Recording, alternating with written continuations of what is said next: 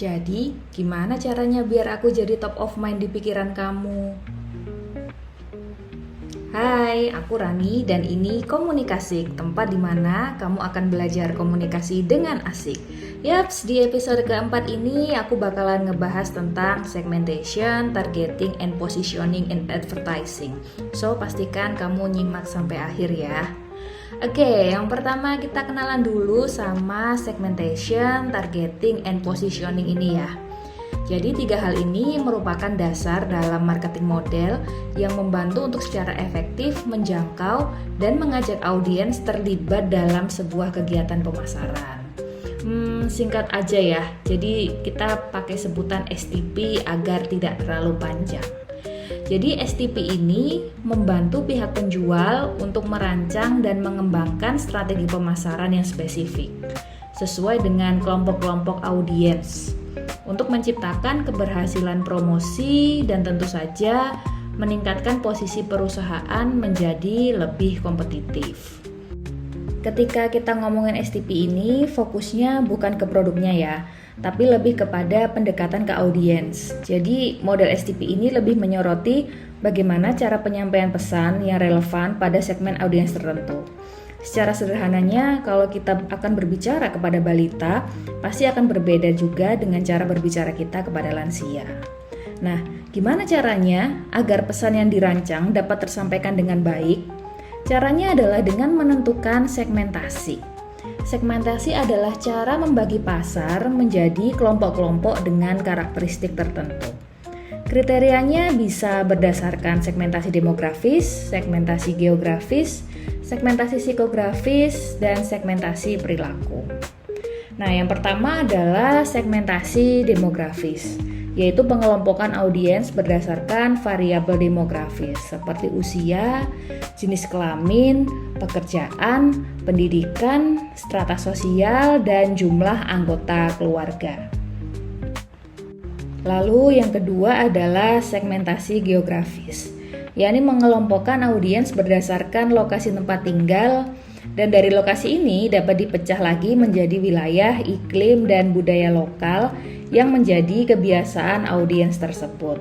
Sebagai contoh, produk yang bisa ditemukan di negara-negara dengan iklim subtropis mungkin akan sangat jarang ditemukan apabila kita berada di negara yang memiliki iklim tropis. Seperti itu ya contoh sederhananya. Dan yang ketiga adalah segmentasi psikografis. Segmentasi ini berfokus pada aspek psikologi yang dimiliki oleh tiap-tiap audiens, seperti gaya hidup, nilai yang dianut, dan juga minat dan hobi dari masing-masing target audiens. Dan yang terakhir adalah segmentasi perilaku. Segmentasi ini dilihat berdasarkan kebiasaan pembelian, loyalitas pada sebuah merek, dan juga durasi penggunaan produk. Dalam hal ini kita bisa melihat dari 3 aspek yang disebut RFM, recency, frequency, and monetary. Jadi recency itu adalah kapan terakhir konsumen membeli produk. Lalu frekuensi adalah seberapa sering konsumen membeli produk tersebut, dan monetary adalah berapa rupiah yang sudah konsumen keluarkan untuk membeli produk tersebut. Oke, let's move to the second aspect of STP ya. Jadi ada aspek kedua nih dalam STP, yaitu targeting. Targeting periklanan adalah teknik yang dilakukan dalam kegiatan periklanan yang bertujuan untuk menampilkan iklan kepada konsumen yang sesuai dengan minat, sifat, dan perilaku belanja mereka. Dengan kata lain, pengiklan dapat melacak data aktivitas konsumen saat menjelajah di dunia maya. Sumber datanya bisa didapatkan dari insight media sosial, survei pelanggan, data pembelian, data online, dan lain sebagainya. Sehingga pengiklan dapat mengontrol dengan lebih rinci konten dan waktu pengiklan ketika menampilkan iklan tersebut kepada konsumen. Kamu pasti pernah kan lagi mikirin sesuatu, lagi pengen sesuatu, tiba-tiba apa yang kamu pikirkan tadi tiba-tiba lewat di beranda media sosial kamu. Itulah salah satu wujud nyata aplikasi dari targeting dalam proses periklanan. Nah, ketika pengiklan menentukan sasaran target, hendaknya perlu mengevaluasi potensi dan daya tarik dari segi komersial dan diselaraskan dengan target segmen yang dinilai paling potensial dalam membawa profit bagi brand dan perusahaan. Target segmen yang potensial ini pun tidak asal comot ya, tapi perlu pertimbangan seperti 1. Ukuran.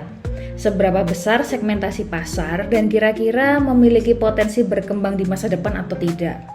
Kedua, profit. Segmen mana yang paling menghasilkan keuntungan tinggi? Ketiga adalah aksesibilitas. Apakah pengiklan mampu mengatasi hambatan saat mengkomunikasikan pesan kepada target dan seberapa mudah atau sulit bagi pengiklan untuk menjangkau segmen target marketnya? Keempat, fokus pada manfaat karena masing-masing segmen membutuhkan manfaat yang berbeda dan perlu adanya diferensiasi yang terukur antar segmen. And the last aspect is positioning. Yang dinamakan positioning itu bukan hanya bagaimana pengiklan atau perusahaan mendisplay produknya saja, tetapi positioning adalah strategi komunikasi yang dilakukan untuk meletakkan brand dan produk yang diiklankan di benak konsumen. Sederhananya, ketika aku berkata, sebutkan mie instan, maka yang muncul di benak kamu adalah merek mie instan tertentu yang kamu sering makan dan melekat di benak kamu. Nah, hal ini disebut dengan istilah top of mind.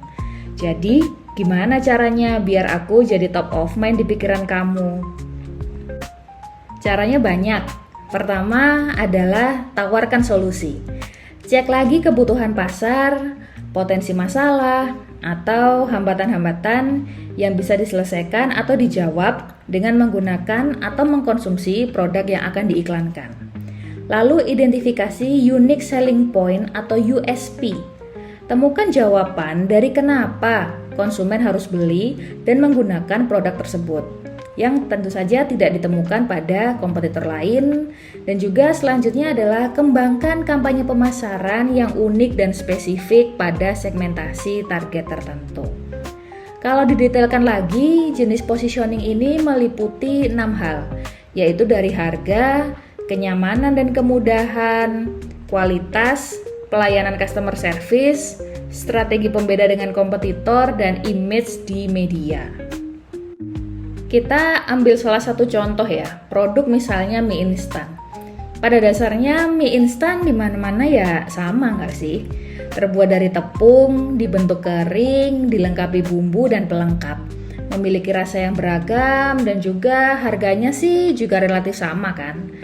Tapi apa yang membedakan satu produk mie instan dengan mie instan yang lainnya? Bisa saja mie instan tersebut diasosiasikan dengan ciri khas rasa makanan dari daerah tertentu. Misalnya mie instan rasa soto Lamongan, mie instan rasa Cakalang, mie instan rasa Korean Ramyun, atau juga mie instan yang tidak menggunakan MSG, mie instan yang tidak digoreng, atau misalnya bahan pembuatnya ditambahkan sayur. Sehingga mie instan tersebut memiliki tempat di konsumen yang mengutamakan hidup sehat. Nah, jadi tahu kan apa yang dimaksud dengan positioning? Ternyata panjang juga ya episode kali ini. Jadi gimana nih? Udah lebih paham kan ya tentang segmentation, targeting, and positioning?